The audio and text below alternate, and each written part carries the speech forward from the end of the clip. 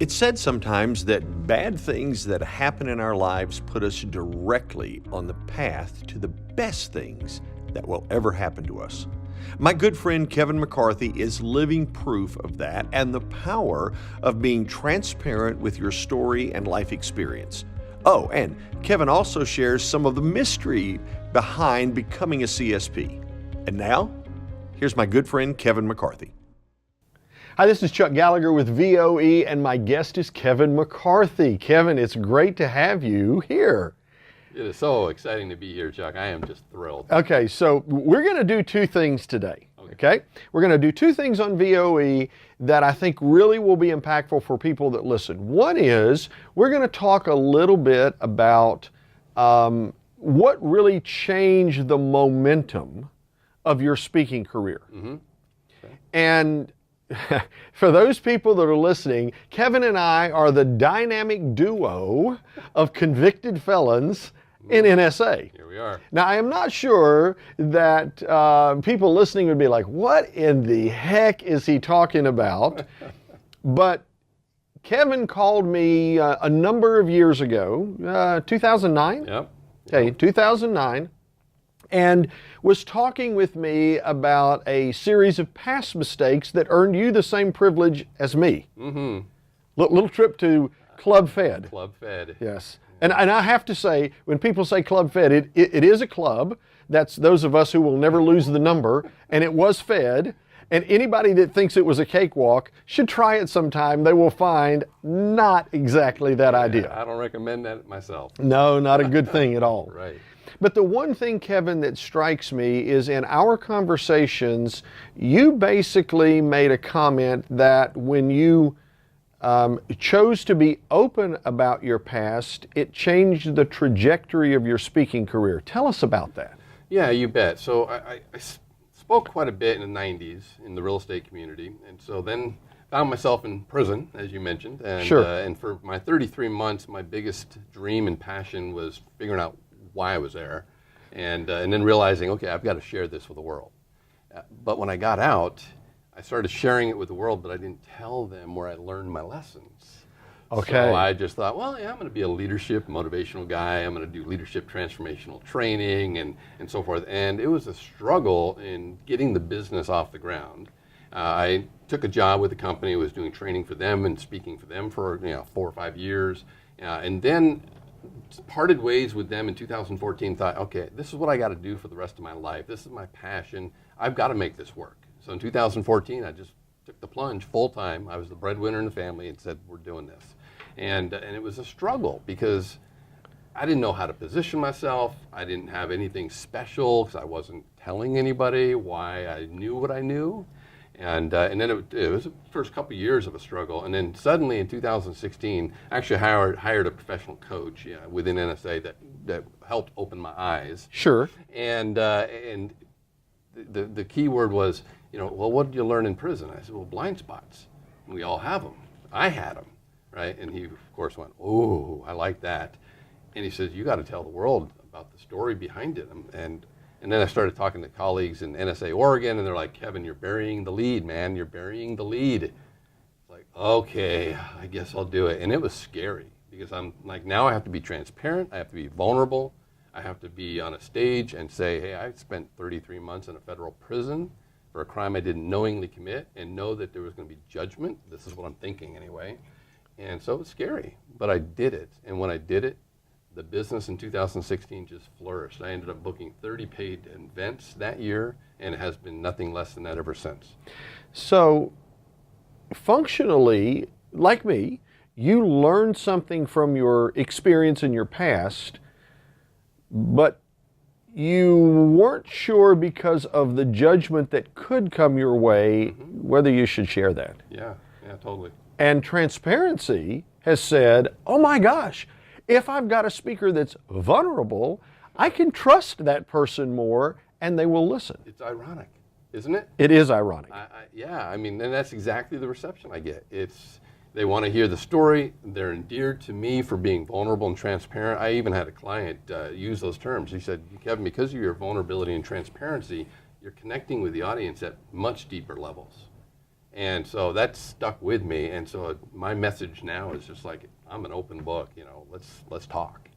And I would encourage anybody listening, dig into your story and say, okay, where can I be more transparent? Where can I be more vulnerable? And how can I then connect with people? Because you know what I find out, Chuck, and you know this, is when people are listening to what we have to say. You were just talking with Pegeen about influence, right? Absolutely. When people were, listening to what we're saying, and we're trying to influence. They're being more human. They're connecting with us at more human levels when we're just being vulnerable and transparent. We're saying, hey, I'm not much different than you. And Kevin, I suspect you, like me, will find that at the end of a program, when people come up, some will come up and say, man, what a great program, thank you so much. But invariably, people will come up and feel empowered to share their vulnerability with you. Oh, almost every time.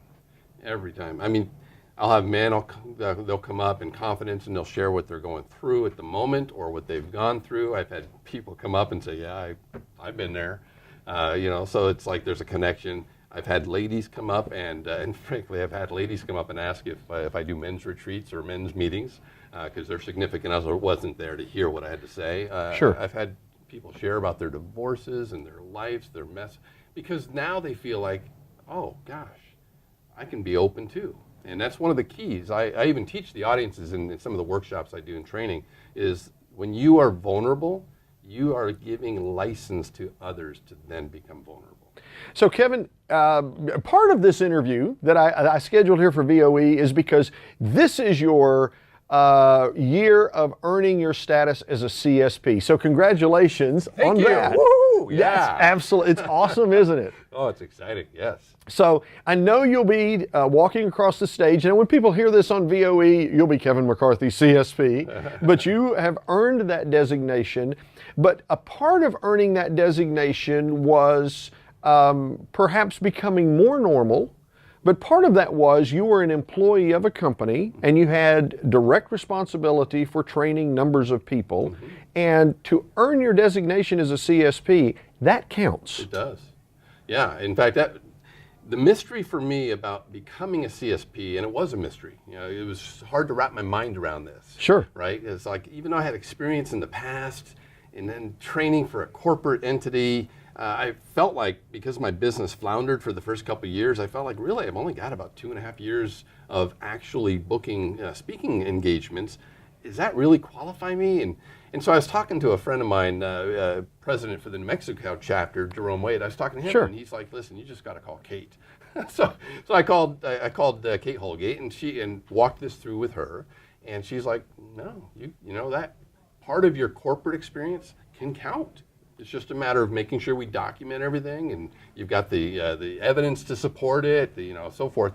So I went through the process, and it was a process. Absolutely. Right? But I went through the process, and I was nervous at the end, biting my nails and wondering, is this really real? Is it going to happen?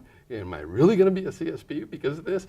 And then, of course, I got the call, and I was just beside myself.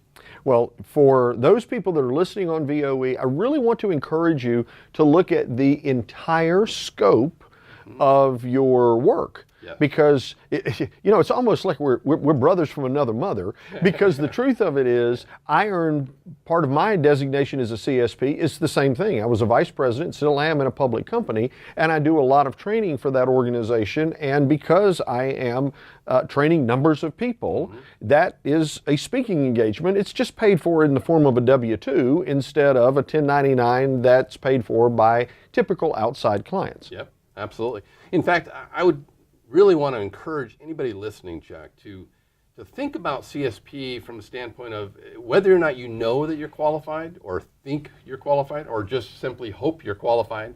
Start looking at your corporate experience, start looking at your whole portfolio of events that you've done, Yes. and people you've influenced, and then literally just sit down. Maybe you have to sit down with somebody else or call Tempe, the headquarters, and find out, just get the information you need and start processing that, and then put it as a priority.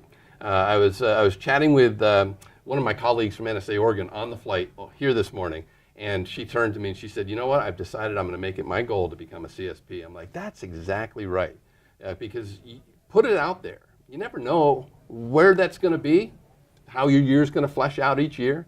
but put it out there and Absolutely. keep track of everything. Yes, keep Right. track of everything and be willing to put forth the process that you have to go Yeah. through to earn it, because I know I could have earned mine earlier, but I didn't take the time or have the discipline to say, I've got to dot the I's and cross the T's, which I have to admit, Kevin, is just not something that I particularly enjoy. You and me both, man. But You and me both. sometimes you do what you have to do, and both of us would say it is certainly well worth the designation for the effort that we put into creating a speaking career. Kevin, as we close things out, I think it's fascinating because if I were sitting here looking at you, I got a little age on you, I would say your blind spot was believing that transparency and vulnerability was worth it.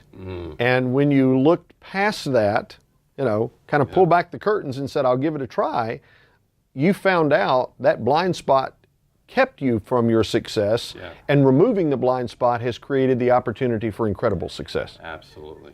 Kevin, thank you for taking the time to be on VOE, and congratulations as a new CSP. Thank you, sir, and it's always great, Chuck. Thank you so much. It's been a pleasure. It's always great chatting with you. Thank you so much, Kevin. All right. Take care. Thanks, bro.